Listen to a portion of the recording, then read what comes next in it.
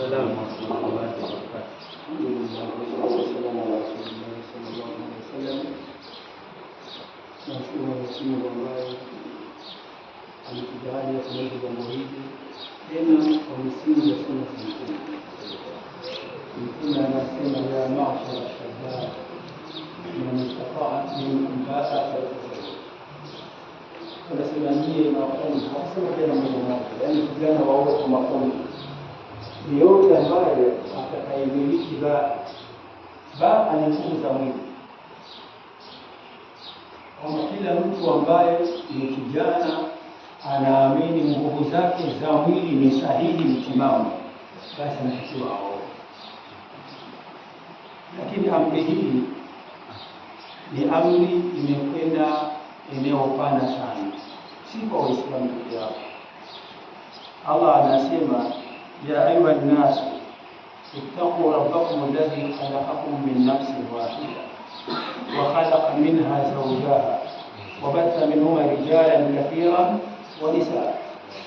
Enyi watu, hakusema ya ayuha almu'minun, amesema enyi watu, maana ni watu wote, Waislamu na wasiokuwa Waislamu. Amri hii na wahusu, enyi watu, fuateni taratibu za Mungu. Ittaqu rabbakum, fuateni taratibu za Mungu, yaani kile ambacho Mungu ameamrisha fuateni. Mungu ambaye alladhi khalaqakum, unasema enyi watu, maana huyu Allah ndiye aliyeumba Waislamu na wasiokuwa Waislamu. Anawaambia fuateni taratibu za Mungu wenu ambaye ndiye aliyekuumbeni. Amekuumbeni kutoka na nafsi moja. Hiyo nafsi moja hiyo, wa khalaqa minha zawjaha, ile nafsi akaiumbia mkewe. Alafu kutokana na wawili fabatha minhuma rijalan kathira wa nisaa, kutokana na wale wawili ndio tukatengeneza familia nyingi. Maana yake ni kwamba kila mwanaume aliumbwa kwa ajili ya mwanamke wake. Yaani mke uliye naye ni huyo ndio Mungu alikuumba kwa ajili yake. Mfano, baba yake na Mtume wanasema alikuwa ni kijana mzuri, kwa sababu nuru ya Mtume ilikuwa kina kwa mtu alikuwa anapendeza. Wakawa mabinti wanamfuata, wanaomba hawaoe, lakini alikuwa hapendezi nao wala hata.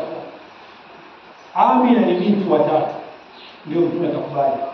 Kwa nini? Kwa sababu hawa sio wale wa khalaqa minha zawjaha, hawakuumbiwa kwa sababu ya Abdallah, ndio maana walipokuja wakataa. Kwa hiyo huyu binti unayemuoa, amini usiamini, wakati nafsi yako ilipoumbwa uliumbwa huyu aliyekuwa mkeo. Na ndio maana mtoka sasa tazawwaju wala tutaliqu, mkioa msiachi, kwa sababu unaenda kumwacha mwanamke ambaye wewe nafsi yako iliumbwa pamoja na huyo mwanamke. Sio kusema huyo mwanamke kwanza kumchumbia au kumpenda, lakini wote wanapenda. Na Allah anasema fankihu ma ataba lakum min an-nisa, yaani kila mwanamke unayempenda lazima umuoe, ndio amri. Lakini wale wengine hakiwezekana kuoa, umekuja kumuoa kwa sababu huyu ndio nafsi yako na yake viliumbwa pamoja. Na utaona wabatha minhuma rijalan kathira wa nisaa, kutokana na hizi nafsi mbili zilizoko pamoja ndizo ambazo zinazaa.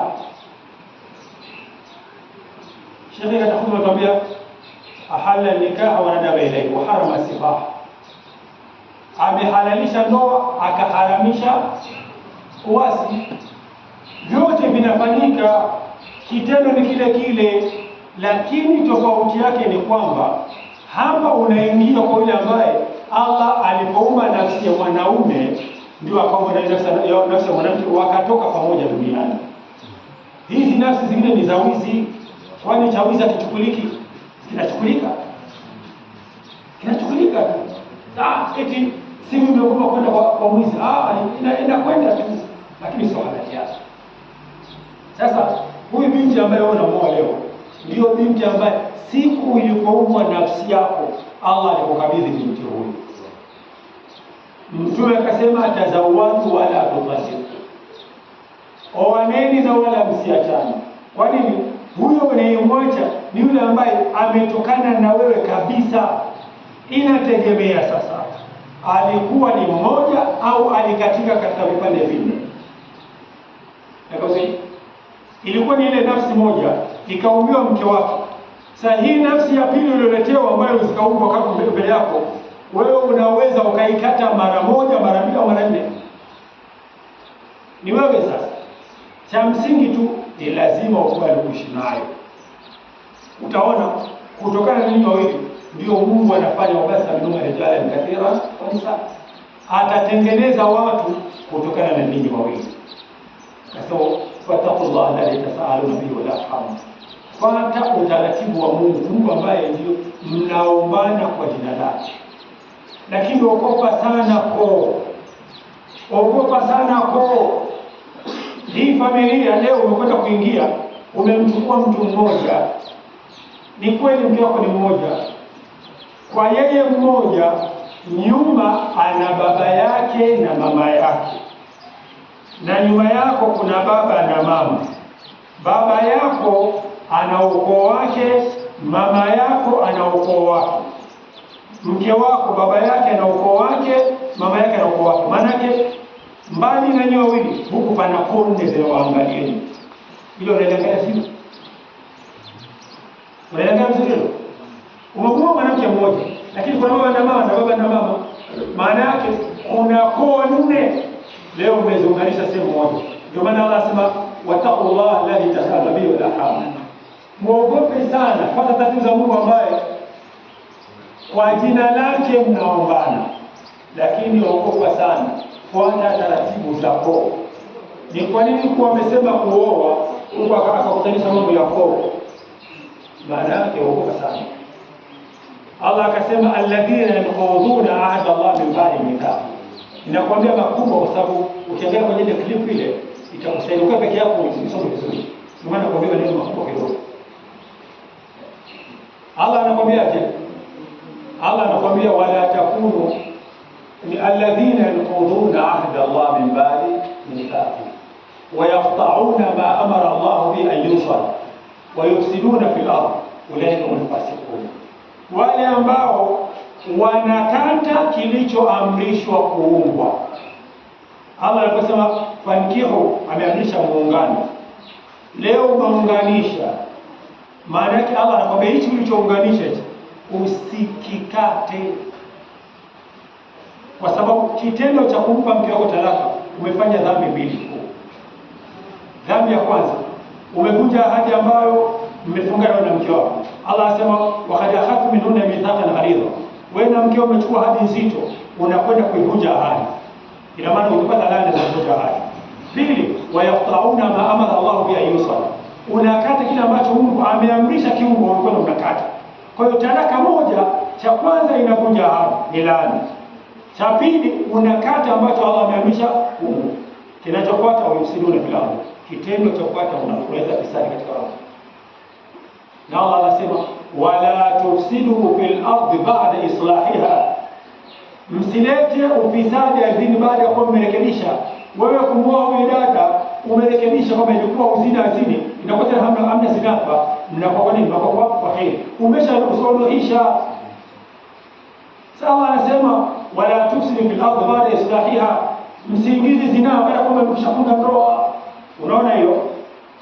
Maana yake usimwache. Allah akupe baraka, uelewe kwamba leo ndoa, ukishaingia kwenye ndoa kuna lugha zake. Kuna muda wa kulala shike wangu. Kuna maneno mazungumzo yake. Kuna kula kwake. Kuna kutembea kwake. Lugha uliyozoea zamani, kuna baadhi ya maneno mke huwa haambiwi. Wala usinzimbue yote na mke wako. Wewe fanya na yote haambiwi. Leo sisi kuna lugha za ndoa. Wakati wote uwe kama mtume. Mtume kwa wake zake wanamsifu. Wanasema alikuwa akraman nas. Alikuwa ni mtu mzuri sana. Basama wakati wote mtume kwa wake zake alikuwa anatabasamu. Ndio maana unaona wake za Mtume Allah alisema wasiolewe baada yake. Hakuna mwanamke angeweza kuishi na mke wa Mtume. Unaishije na mke ambaye mume wake wa kwanza alikuwa kila kitu akikaa naye anatabasamu? Hakuna siku wake za Mtume waliomuona na wakasirikia. Sasa ni mwanamke gani ambaye anaweza akaishi na mwanamke bila kukasirika hata siku moja? Na upate sura ya Mtume. Kiasi ambacho mke wako akisema anakwenda kwao, basi anakutana kwao hakuna mwanaume mzuri kama wewe. Kulinda ndoa sio pesa. Mimi nampa kila kitu. Hela hainunui kila kitu. Mimi namfanyia kila kitu. Pesa haifanye kila kitu. Hauwezi kuwa na ufalme kama alikuwa na Firauni. Allah sema Firauna dhil autad. Lakini je, mke wake Zalikha aliendelea sababu? Hakuna. Cheo sio sababu. Daraba Allahu mathalan lilladhina kafaru imra'atan Nuh wa imra'atan Lut. Allah anapiga mfano wa watu wakorofi, mke wa Nuh na mke wa Lut. Ni watu ambao walikuwa na wanaume wenye vyeo wanabii. Haikuwasaidia. Kama ni utajiri, Zalikha alikuwa na mume tajiri, haikumsaidia. Kwa hiyo cheo na mali havisaidii ndoa. Ndoa ni utaratibu mwingine kabisa. Jitahidi ujue wakati wote mkeo anataka nini. Kile ambacho hutaweza kutimiza, mwambie hichi nitakiweza kwa 100%. Usithubutu kumwambia mke wako hata siku moja, na sisi wote mke haambiwa siwezi. Mwiko mke haambiwa sijui. Asubiri nitatafuta jibu. Mke haambiwa sina, kwa sababu hakuna mwanaume asiyekuwa naye. Usithubutu hata siku moja kuweka wazi udhaifu wako mbele ya mkeo. Ni sawasawa na mwalimu. Moja ya tatizo, ikiwa mwalimu atawaonyesha wanafunzi wake kwamba kuna somo hajui kurekebisha, wao wanamdharau kama mmoja shule. Kwa ni marufuku, ni mwiko kuonyesha mbele ya mke wako kwamba kuna kitu hukiwezi. Kila kitu unakiweza. Katika watu wote wewe tajiri. Hakuna tajiri zaidi yako. Sasa mume wangu gari, mke wangu tunanunua gari mwaka huu. Kuanzia pale mazungumzo kwa ni kuhusiana na mambo ya magari. Ndio watu wote wanaziweka hivi.